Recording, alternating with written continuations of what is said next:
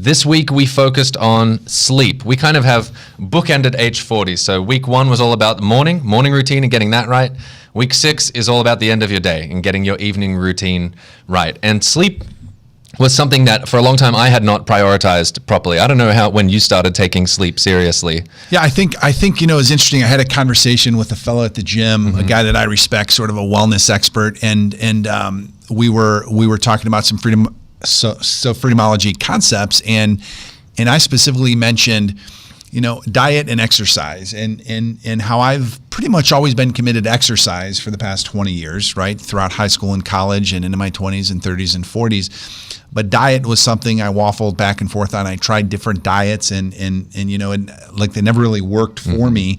And I realized through the icky question, right, which is asking ourselves, am I interested in this, or am I committed? Or am I even a little bit crazy about this, right? ICCY. And so I realized that I was only interested in my diet, right? I thought I was committed to health, but you can't really be committed to health and only interested in diet. You unfortunately can't eat whatever you want, especially if you have bad eating habits. If you're eating too much processed food, too much junk food, too much fast food. So we were talking about what the percentage was, right, as far as health with diet and exercise. Like what has the biggest impact? Yeah, and I was like, hey, is it 75% diet, 80% diet, 20% exercise? And he's like, nope. And we were on the treadmill, and he gives me a big nope. And he's like, it's at least 50% sleep. And so, that's huge. So, yeah, that was an eye opener, and it caused me to do a double take real quick. But if you think about what we can withstand more of, or the lack of, can we go without eating for 2 days, 3 days? Yeah, we can. It's tough, it's challenging, but fasting is, it's real. We do it, and it's great for the body, great for autophagy and for killing all the weak cells in the body. But is there any way that you would regularly go without sleep for 2 days, a sleep fast, or 4 days, or 5 days? Can you imagine yourself not sleeping? And I think sleep deprivation is one of the the most effective ways to torture. It's literally someone, torture. Yeah, right? yeah, exactly. And so I think if we look at sleep as like, man, it is really a foundational thing, but it's like breathing. Like we take it for granted. We take sleep for granted. So I think for me in my 40s, I started to wake up throughout the night a little bit. Did you? Like one time to go to the bathroom. And I'd even try to not drink a bunch of water before I went to bed, but I realized honestly that I should drink a little bit before I go to bed, because we just lose so much water throughout the evening, throughout the our period. But I think sleep is one of these things that it's like a hidden lever. If you're not getting enough of it, then it's going to dramatically affect your physical and mental health. Yeah. And if you are getting enough of it, it's really gonna help you do the things that you need to do physically and mentally. I think for me it was I had viewed sleep as sort of something very passive, and it's understandable why you're laying there. It doesn't seem like much is happening, but there's so much going on under the surface when we sleep. Even reframing tiredness. I think it was the book Why We Sleep by Matthew Walker that did this for me. Really interesting book that you could read about this. That reframed fatigue or tiredness as sleep drive. In the same way that you have a hunger drive and you have a sex drive, you have a sleep drive. Your body needs it and craves it, and to the point where the desire for sleep will eventually overwhelm you and you will fall asleep. Like that drive just gets stronger and stronger. But that to view it as something my body needs, not just something my body, does between days. So like as we're on age 40, we're thinking about establishing new health habits, new rhythms of life. I could imagine that looking at changing the way you eat, looking at changing the way you move, your morning routine, those all seem very active. Those are things you can go and do and change. Sleep kind of feels like the thing you do between your healthy habits, right? It's just kind of the thing that breaks up the days. But I would encourage you and challenge you to flip your thinking on that sleep is sort of the first thing that you do. Sleep is the first thing that you do that sets you up for the rest of your day and all of the healthy choices that you're planning on making. So rather than thinking about rest as something that you do after your work, like you work all day and then you rest, I think it's better to rest and work from a place of restedness, that you would wake up in the morning energized, ready to tackle the day because you've had a great night's sleep. Your morning routine is going to get way easier. So don't think of sleep as something passive. It's at least 50% of the health equation. Yeah, the health equation. And all these biological processes happen. Let's talk about that, because our short-term memories are consolidated. All of our experiences throughout the day actually are programmed into our brain while we're sleeping. That's an amazing thought, but it happens. Yeah, there's memories that move from short term to long term, like they get solidified while we're sleeping. That's why kind of like your dreams at times can seem like they contain fragments of your day or echoes of how your day went, but they're not quite the same. It's like you're catching a glimpse of your brain's almost like file ordering system, where it's taking all of its experiences from the days, all of its memories, processing, categorizing, and storing for the long term. I've definitely felt this when I've been trying to develop a new skill. So I'm a musician, I play some instruments, and I've noticed this when I play piano, for example, that I could be doing some practice throughout my day that's very effortful, very conscious. I have to think very hard about where every finger is going and when, and I have to be very focused while I'm doing that. But then if I sleep and I come back to it the next day, I've had many occasions where it just flows naturally, easily. It's like something happened overnight. My brain processed that work, that conscious effort, and somehow it went down into a subroutine and it became automatic for me. It became muscle memory. And so, yeah, for memory processing, sleep is really important. So one of the things I do before I go to bed, and I've started to do this recently. So one of these things that I do consistently now is basically think about my biggest problem or an obstacle before I go to bed. And what's happening to me, I seem to get great ideas in the shower in the morning, like after the gym. And I don't know what it is about the shower, but a lot of people have this same effect. It's like a phenomenon. But if I can program actively program my conscious mind with an issue, a problem, an obstacle, then I let my subconscious mind work on that problem for overnight. 6, 7, 8 hours overnight. And then oftentimes in the morning, it'll be like this enlightening moment, like you're talking about physically, tangibly. Mine are more ideas and mentally, but it's an amazing thing, the human brain, for it's sure. Like connections got made overnight. Yeah, there's no question. Neural pathways were connected. Yep. The next big thing that happens when we're sleeping is tissue repair and muscle building. So if you have an injury of some kind, which in some ways, I don't know if injury is the right word, but when you are overloading a muscle, you are breaking down the muscle fibers to the point that the body treats it sort of like an injury that needs to be healed. That's why your muscles might hurt the next day after a big workout. But either way, when we sleep, the HGH, the human growth hormone, gets released into our system and our body goes to work repairing any of the damaged tissue from throughout the day. And so we mentioned this, I think, during our call on movement. But if your goal is to do strength training and gain muscle, which we think that probably should be one of your goals if you want to age gracefully, you need to be building muscle. Rest is a huge part of that equation. If you are only ever working out, but you're not sleeping well, your body just is not getting the chance to repair the damage that it's experienced and to grow those tissues. So you want to rest at least as hard as you train, I think. Yeah, I would agree with that 100%. So what does rest? So what does rest stand for again? So what's our acronym? So our acronym, R stands for regularity.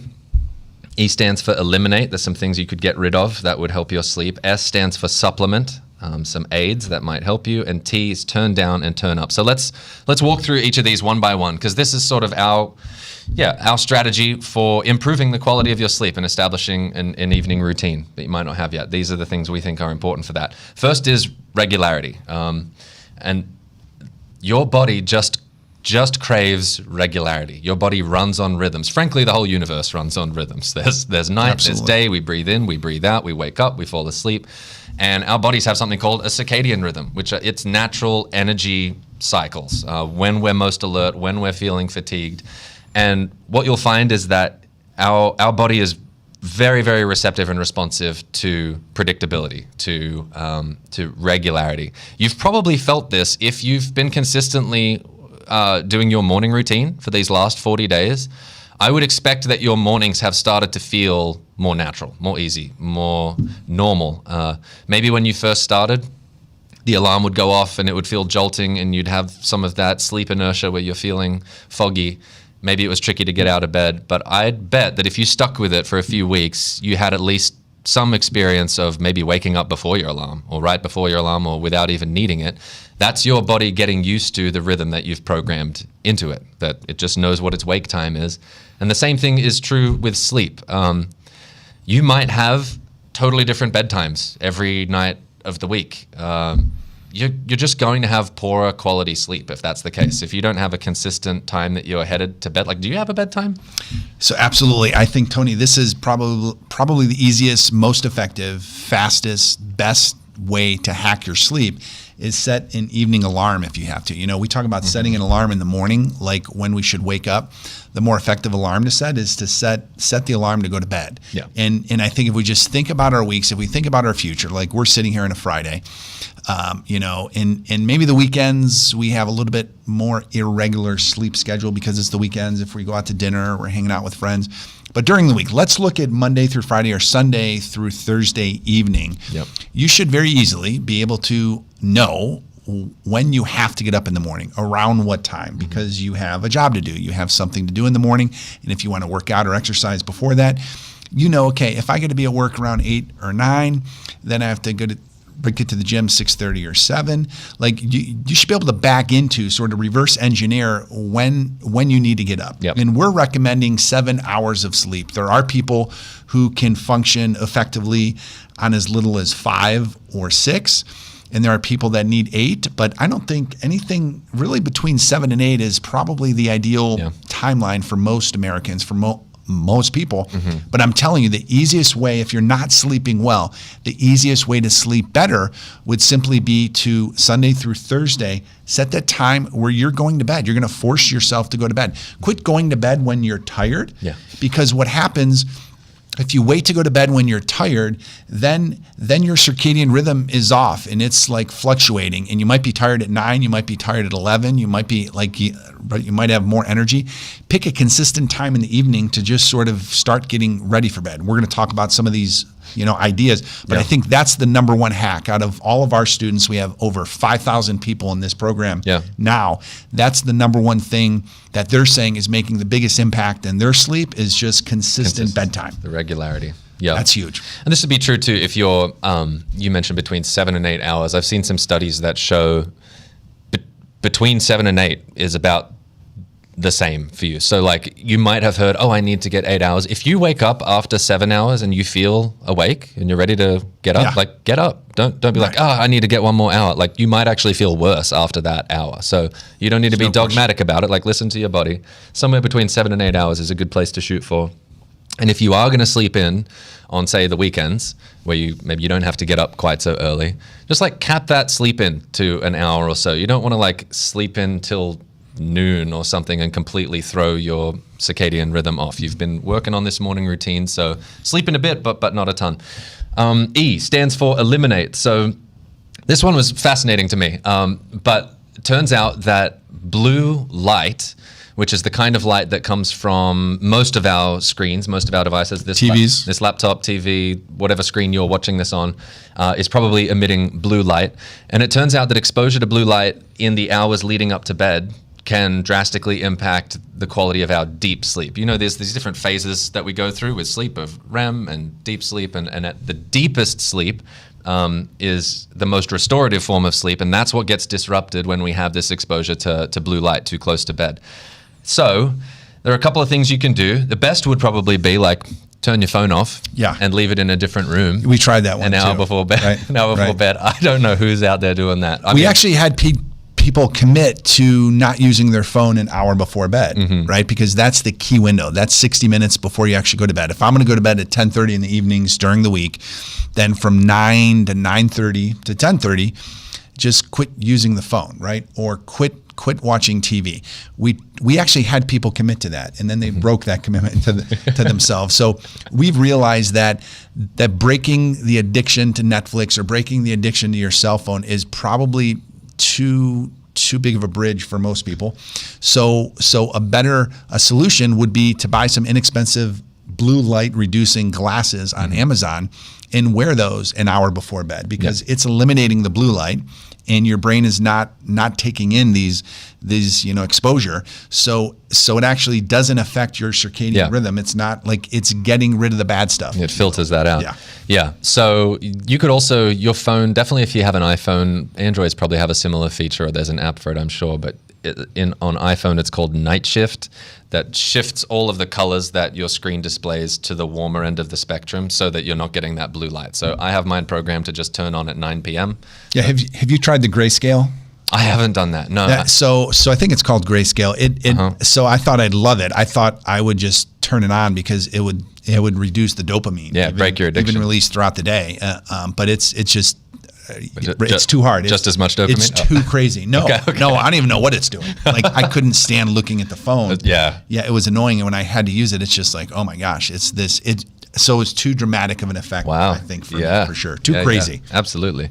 So if you can eliminate blue light, it'd be great if you could leave your phone outside the bedroom and have an hour before bed where you're not like stimulating not only your eyes with blue light, but your mind. Like, what are you actually reading when you're just sitting there scrolling? Are you shopping? Are you doom scrolling? Is it just random brain rot type stuff like cats playing piano? Make the decision, would I wake up early to scroll this stuff? And if the answer is no, I wouldn't set my alarm early to get up and do this, then don't stay up late doing it. Like it's not that 30 minutes is taking time away from your life. Absolutely. For sure. And it's not going to help you. Let's be intentional about how we spend these lives. Okay, so that's R is regularity. E, eliminate. S is supplement. So there are some external sleep aids that you could try that you might find helpful. Some of these would be literal like supplements that you take. My wife is a big fan of magnesium. Yeah, when I am she too. can't sleep. You too? Yep. She like has a cream that she puts, I think, on her feet or legs or something that can help reduce muscle cramps. It could definitely help you sleep. You take it as a pill? Yeah, we can't produce it. I Capsule? take it in the evening, and we can't produce it, so we have to, if we're not getting enough of magnesium in food, we have to supplement it. Yep. So it really relaxes the muscles, and I've been doing it for a few years. Just one pill, I think 250 milligrams, Okay. maybe 500 milligrams. I think 250. I'll look. But it's just a simple way. It's almost part of my evening routine. And again, we started the sprint with a morning routine. Adam is like a transformational way for most people to wake up in the morning. It's a morning routine so easy that you'll actually do it, right? I refer to it as a rhythm, right, in the morning. And I think if you find a rhythm in the evening, like a rhythm with your rest, it's going to make a huge difference. And I think 30-40% of the population really struggles with sleep, if not more. So these ideas, they seem simple, but you stack them on top of one another and it can really help you get that deep restorative sleep that you need to function your best. Yeah, you feel like a whole new person. You've used it's not melatonin. So herbatonin. Yeah, herbatonin. So melatonin works, but I think it also can become addictive, and it can also we can quit producing it because the body wants to produce dependent. melatonin. Yeah, and so if we supplement it too much, the body will quit producing it because it knows it's getting it from this outside source. So herbatonin is one that I've tried, and I haven't really noticed a difference compared to magnesium. So I just use magnesium essentially. Yeah. I think that's a good one. And like grounding mats, right? Yeah. So we're talking about like grounding is an entire industry, a burgeoning industry. It's not new. It's actually sort of older, but this concept of grounding yourself to electrons, essentially letting electrons in the body, and we can do that through grounding mats. I haven't found a grounding mat that works for me personally because they're just, I just notice I sleep worse on a grounding mat. But there's some people like Jason. Was it uncomfortable or what about it? It's just it has these little like you plug it in and it's got these little metal coils throughout. I mean, it's thin, but it feels like I'm sleeping on something strange. You can it's just feel it. Not comfortable. Absolutely, Okay. I can feel it. Yeah. Interesting. Jason, though, who works with us, bought a house in Florida. He's up in Ohio, and he actually was sleeping on grounding mats for the past 9 months. Yeah. Extreme. He's 50 some years old, mid 50s, let's say. A lot of aches and pains and joint issues. And the grounding mats, he swears that the grounding mats within 2 to 3 days dramatically lessened his inflammation in his body. Yep. Again, there's a science around it. Yeah, I sure, could believe if you want to that. do the research. He quit. He didn't bring his grounding mats to Florida, and he slept at his house. I think the past month and a half, like 40 days. And so without grounding mats. And he said his aches and pains came Wow. back. So he was super excited. When he got back in the office this week, he was super excited just to be able to sleep on his grounding mats. And they're not cheap. They're a few $100, but again, this is something that you can experiment with. And if it works, then it could mean all the difference, Yeah, right? it might be worth a shot. That's fascinating. Yeah. Okay, so T is turn down and turn up. So two things. One thing you can turn down, one thing you can turn up. Turn down the temperature. That may help you. If you're going to err on the side of warmer or cooler, towards cooler. The body just prefers a cooler environment when you're trying to fall asleep. I don't know what you have your room set to. Ours is around 69, I think. Yeah, 68, I think. 68, somewhere there. But you might want to turn the temperature down a little. And then turn up, potentially, some background noise, some white noise specifically. So here's where I just want to talk about eliminating distracting sounds and raising the noise floor. So our family, when we started, I mean, we've slept with a fan or an air purifier, some kind of white noise for a long time, but it really increased once we had kids, and now we have a white noise machine in every room. If you walk through our house, it sounds like, I don't know, an industrial, Is it I don't know, like a warehouse vacuum or something, what's going on. But yeah, each boy has a white noise machine in their room, and we use white noise in our room. And essentially all that's doing, some people might prefer rain sounds or maybe like ambient meditation music. But this would be especially helpful if you're in a house, say, that creaks and cracks a bunch when the temperature changes, or if you're in an apartment and you've got noisy neighbors, or if there's someone in your house that's still awake when you are trying to go to sleep and there's other noises. Our brains essentially, they get used to whatever stimulus they are constantly experiencing. So this is why, for example, if you're wearing glasses, it's called sensory adaptation. If you're wearing glasses, after 5 minutes, you don't feel them. I mean, you feel them when you put them on your head, but after 5 minutes, that's just kind of always there as a background sensation. You don't even notice them. You might have even had the experience of looking for your glasses, wondering where they are while they're on your head the whole time. Yeah. This is because our bodies adapt to anything that's constant, and we drown it out, and our brains are looking for new information, new stimulus. And so when we're sleeping, this is really useful. You can imagine if you were sleeping in the woods, you would want, at some level, your brain to be constantly scanning for threats. And if a twig snaps over there, I want my brain to trigger me to wake up because there could be a bear that's about to eat me, right? So your brain establishes some baseline level of noise that's acceptable and safe. And when some sound comes through that breaches that threshold, it flags you and will wake you up. And this may be happening to you even if you're not consciously springing up in bed. It may be happening on a micro level all through your night, depending on what your sleep environment's like. So that's why you might find setting up a white noise machine, playing some rain sounds, what that's going to do is create some level of noise that at first you'll be like, oh, it's kind of loud in here. But your brain will get used to it because it won't change. It's just static white noise. And eventually you will stop hearing it. Your brain will not flag it. And that will allow other distracting noises to happen without your brain flagging you to wake up. Does that make sense? Yeah. That's what you're trying to do there. No, I think it makes 100% sense. And I think like binaural beats, if you're able to wear headphones when you go to sleep, binaural beats will send a different frequency of sound to each ear. So your brain has to sort of regulate and optimize the sound that's coming in, a little bit differently in the right ear than the left ear.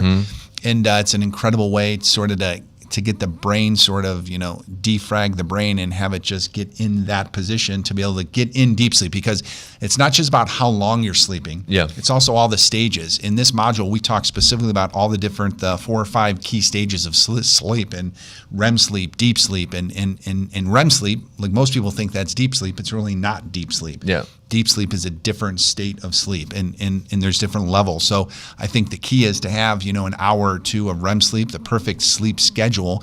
Like I use the Oura Ring. Yeah. Right. So I wear this at night. You could wear some different Fitbit, a Whoop, maybe the Apple Watch, but these things predict based on my heart rate and the variability, like how long I'm sleeping. But more importantly, like my sleep latency, which is how long it took me to get to sleep. And then it sort of predicts, it tells me, hey, you were in REM for, an hour and 6 minutes last night. You were in deep sleep for an hour and a half. And I've noticed the more REM, the more deep sleep that I get, the better sleep. Like I wake up in the morning, I actually feel refreshed. And I think that's the key. We're trying to figure out what that amount, like those, right? It's a recipe, and you're trying to figure out the different ingredients in the recipe, and it has everything to do with everything we're talking about here. Yeah. You know, like rest, this, just doing it regular, right? Eliminate some things, supplement some things, turn down the temperature. One of the benefits of turning down the temperature, one of the benefits of actually living in a cooler environment is that thermogenic effect that your basal metabolic rate will increase, right? If the body has to burn extra calories to maintain its bodily temperature, then a side benefit of that is we'll lose weight, right? And we'll lose fat potentially, right? Right, especially brown fat. So when you're sleeping at 72 degrees because it's warm and comfy, that might feel good, but it's not the optimal environment for sleep. If you can get it, below 70 in the 69, 68, even cooler, then that's an incredible environment to get into deep sleep and have that thermogenic effect for sure. Yeah, that's awesome. So that covers rest. R, regularity. E, eliminate blue light and all your doom scrolling. S, supplement with sleep aids. And T, turn down the temperature and turn up some white noise or some kind of background noise. So that's rest. I hope that some of these tips are helpful for you if you've been struggling with sleep. I know how frustrating that can be. And this really could change the way you feel about your days if you're getting better rest at night. So let's just hit a couple questions and then we'll wrap this up. Cool. This is a great question because I've never had to live this life. But what if I work night shift or I have irregular hours? The irregular hour thing is probably more challenging than night shift in particular. I would say for the night shift thing, you may want to make sure that you have like some solid blackout curtains when you're at home. Because if you're coming home and you're trying to get the bulk of your 7 to 8 hours of sleep in the middle of the day and there's sunlight peeking through your windows, that your body just will respond to that. That's going to impact the quality of your sleep. So if you can simulate night as much as you can throughout the day, I would recommend some big blackout. I would curtains. also say, a more bold answer is work first shift or second shift. Like change jobs. Change. If I was I wondering had a if you would loved say one that. who was consistently working third shift, like night shift, your life expectancy, if you do the research, your life expectancy is less. Yeah, right. By working third shift. The amount of depression, anxiety, stress, but even suicide is heightened, is magnified exponentially if you're working night shift. So I would say try to get a different job. If you have to change positions to get a better schedule around your sleep and just living, then that I think is more important. Yeah, that's a good point. I have a buddy who's been working nights for a long time, and he talks about the loneliness, which is just like he's awake when the rest of the world is asleep, and vice versa. So like human connection, social activity, that just gets really tough. So and you might even be able to get a doctor if you work at a company where you might be the new man on the totem pole or low man on the totem pole, and you have to earn your stripe, and sort of you have to do that because no one else wants to do it. If you can get a medical reason, talk to your doctor. If you have sleep deprivation in your mood, I mean, it's affecting everything physiologically in your body. It's affecting your physical and mental health. Talk to your doctor, and your doctor will probably agree or make a recommendation that you need to get off of third shift because of this, and this reason, and then you have a real reason to go back to your employer. So if you don't have direct control over changing jobs, or you need the job you're working at, or you're putting in, earning your stripes, then maybe work the system a little bit by talking to your doctor, and that could be effective. Yeah. That's good. Okay. How can I stop using my phone before bed? Well, we touched on this a little bit earlier with the doom scrolling before bed and how there's a couple of reasons that's not great for your sleep. The blue light, but then also just like the mental stimulation. Yeah, and just dopamine. The headspace where that's putting you. You want to relax. I totally get this. I think we've probably all experienced what it's like to feel unhealthily tethered to a phone. In addition to that question of like, would I wake up early to scroll this or read this? I've started to tell myself, because there can be for me a feeling with especially social media, a feeling of like FOMO, or like there's something I need to find out. What if stuff's happening? There's information I need. They're like, I need the news or whatever. But I'm in bed, man. Like what am I about to discover on my phone that's going to change what I'm doing for the next 8 hours? Like probably nothing, right? So it will be there when I wake up. There's nothing that pressing that I'm going to miss out on by going to sleep that won't be there when I have some time in the morning to catch up. So just like making the decision to set my alarm and put my phone down before I climb into bed and not like reach over to the nightstand and grab it. Like don't even start the scrolling because you'll get sucked into it for 30 minutes or something. Yeah. So yeah, I think it's how to stop using the phone before bed or in bed, right? Different experience, you know? Our advice would be you probably, because you're probably addicted to your phone, try blue light glasses before bed. Take like when you're in bed, just put your phone in another room. Put it, if you commit. Using it for an alarm, move from interest to commitment. I mean, there's actually a ton of new science, and we're doing some of the research on this right now. That is for the first time really connecting phone addiction. Right. We see all the videos online on TikTok or Instagram. The emotional videos of society 20 years ago versus society today, and kids 20 years ago versus kids today, and just how everyone is like this, even at dinner. You just have to make a decision, right? You have to make a decision for your family, and you have to be a leader in your family and be the first one to just take the phone away from bed, and it's on the, it's in the kitchen, it's charging up in the kitchen, and you actually have a real alarm clock. And what you're going to realize if you get to sleep consistently, like I don't need an alarm clock. I mean, essentially, I don't wake up 7 days a week from an alarm clock. Yeah, that's like awesome. My clock is set to where I programmed it, and I wake up on my own, and it's a cool thing for sure. That's a better feeling than being jolted awake by a loud alarm. Yeah, there's no question. Okay, we had a question about this in school. What should I do if I wake up in the middle of the night and I have trouble going back to sleep? Now, it turns out this person, when they woke up, was grabbing their phone and playing mobile games. Yeah. Which I think they were pretty quick to acknowledge. Turning your brain back on. Yeah, that's probably the major thing. You want your brain to be in that, the physiological state. So sleep inertia. You want to keep that inertia going in the middle of the night. Yeah, absolutely. I think you need to differentiate. Like, are you getting up to go to the bathroom? Then you should go to the bathroom and then get right back in sleep. So don't turn on lights. The length of the period of the wake up is going to make a big impact on whether you can get back to sleep quickly or not. Yeah. So if you're up, you go to the bathroom, you get right back in bed. You don't check your phone. Definitely don't check your phone. Don't even turn on lights. No, it's boom, and you're back under the covers. Yeah. Okay. That habit will probably get you back to sleep pretty quickly. Yeah. But if you're checking your phone, another reason to keep your phone in another room so you're not even tempted. But to get the brain, because once you turn the brain back on, how many times have you laid down on the couch to watch a movie, you fell asleep, right, in the evening, and you fell asleep for maybe 20 minutes, and you're super tired. You fell asleep super easy, and then you go to bed, and then you're up for an hour and a half to 2 hours because you're turning literally your brain off and on, off and on, off and on. Yeah. You don't want to do that. You want to keep it off for as long as possible. Yeah. So Tony, we I know we're wrapping up the call, but we've talked a little bit about this. We are officially launching the community. I feel like we're launching Freedomology on October 1st. So the target date will be October 1st. We've been working for 6, 7, 8 months on our mobile app, our technology, our community, and we feel like we've been in beta mode. We've been testing, experimenting with ourselves, with you. We've been running these health sprints, but there's a lot more to Freedomology than just H40, right? Oh, yeah.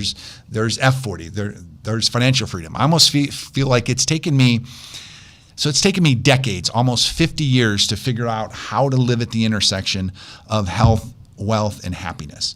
And we really want to show you how to do that in less than one. So we really want to dig into F40, dig into R40, and do these additional sprints.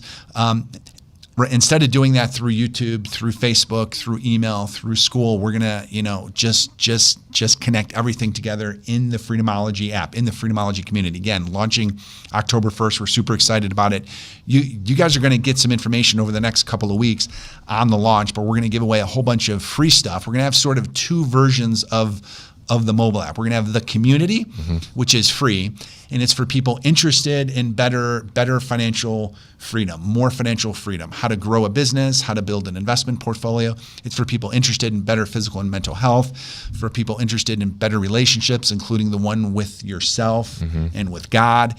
And then we're going to have a paid version of the community called The Committed. And that's where we're going to go into more detail in coaching you on really how to balance these three huge pillars in life, where if you have true freedom, you have enough money to do what you want to do, when you want to do it, with whoever you want to do it with, and you have the health to be able to do it, and you have just incredible deep relationships. Okay, the whole goal of the community right with The Committed is to live at the intersection of that. And I think that's super exciting. It's going to be awesome. Yeah, it's going to be awesome for sure. And we plan on doing sprints. We plan on doing another H40 starting October Starting 1st. in October, yeah. Yep. Then F40, so to let you in on a little secret, F40 would start November 1st, and then R40 would start December 1st. And then the first of the year, so 1/1/25, we'd roll right back around with H40, with F40, with R40. But just keep it rolling. Yeah, exactly. Super excited about this. So what did I miss? Anything with the community? I mean, so let's talk for a minute about what the community is going to do, because it's going to allow people to connect with each other. Yeah, that's probably what I'm really excited about. I mean, it'll be nice to have everybody in one place, because like you said, we've been kind of spread out with Facebook, school, email, YouTube. This will be one place, a web app or on your phone, a mobile app that you can access it, where anything that we're doing, Freedomology related, so articles, blog posts, courses, videos, all of that will be housed there. Any content, worksheets, workbooks, cookbooks, all kinds of stuff will be housed there. But you'll also be able to connect with other people who are like-minded or maybe who live near you. The app's going to have some really useful tools for finding people that are kindred spirits. Like it has AI that will compare your profiles and figure out, okay, you guys have similar interests, you guys might be friends. And so I think that's probably what's going to end up being really powerful about this, the connections that you all will get to make with each other. It's more than just Greg and I, giving you lessons or something or videos. This is a dialogue. It's a community. It's a conversation that involves all of us. And so I think that's what I'm most excited for. People are going to come for the content, come for the ideas. Yeah. So we're going to have sprints. We're going to have challenges like the walking project, just how healthy, like the research on walking. Like if you did nothing other than walk 30 minutes a day in an additive fashion. So take what you're doing right now and just set aside 30 minutes a day after lunch, before work, after work. If you did that 7 days a week, right? It's low impact, low stress. Your health would dramatically improve. Yeah. Your metabolic flexibility would improve. Your BMR, like the rate at which you're burning calories, you would lose weight, you would lose fat. And so we want to put these challenges around these types of concepts. Like we've had a lot of people talk to us about like fasting or detox. So we're going to create some 5-day detox challenges. And I think, this community is going to just be a super cool place to get this information. Like I think people are going to come for the content, but they're going to stay for the community. I think so. As we grow and we had 5,400 people in this last sprint. Yep. And I think there was 180 or almost 200 from Northeast Ohio. Yeah. And we had quite a few people asking, like when we released the Move module and we're talking about how to build muscle, like people want to connect with other people. Yeah. And this is a special tribe that we're building and help leading. But you're absolutely a part of it. You're going to be a huge part of it. So I think to be able to connect with people and look at, hey, okay, we live in Medina, but this person lives in Strongsville, and maybe we could work out together. Maybe we could walk together. Maybe we could mountain bike together. Just the connection that's going to happen, I think, is incredible. So we're super excited. It's going to be a big month. Looking forward to it. So this kind of officially ends this H40 sprint. But again, like I said at the top of the call, it's not the end of your H40 lifestyle. That's why we say these sprints have a start date. They don't really have an end date. And if you started late or you felt like you fell behind, don't sweat it, because this is a lifelong, it's really a marathon. Yeah. So I would encourage you, keep on going with the new rhythms and the new habits that you've been able to establish. Keep on getting up and at 'em. Start to implement your evening routine. It's our hope, and I think this is true, that like you feel better, that you not only look better, but that you are feeling the best you've felt mentally and physically as you've started to take more agency and ownership over your life. So thank you for being a part of this sprint. Thank you for committing to the process. Thanks for all your thoughts, feedback, and questions, helping us improve it. like Greg said, we're just getting started. Very excited for the future. Absolutely. My last thought is you guys should be really excited about the pre-launch process, what we're about to launch in the month of September. You know, we're officially launching October 1st, but we've really from September 17th-ish through October 1st, we've got some incredible free stuff. You know, regarding health, regarding finances, regarding relationships and experiences that we're going to deliver to you guys. So we're just super excited. And so with that, we'll let you go and we'll talk soon.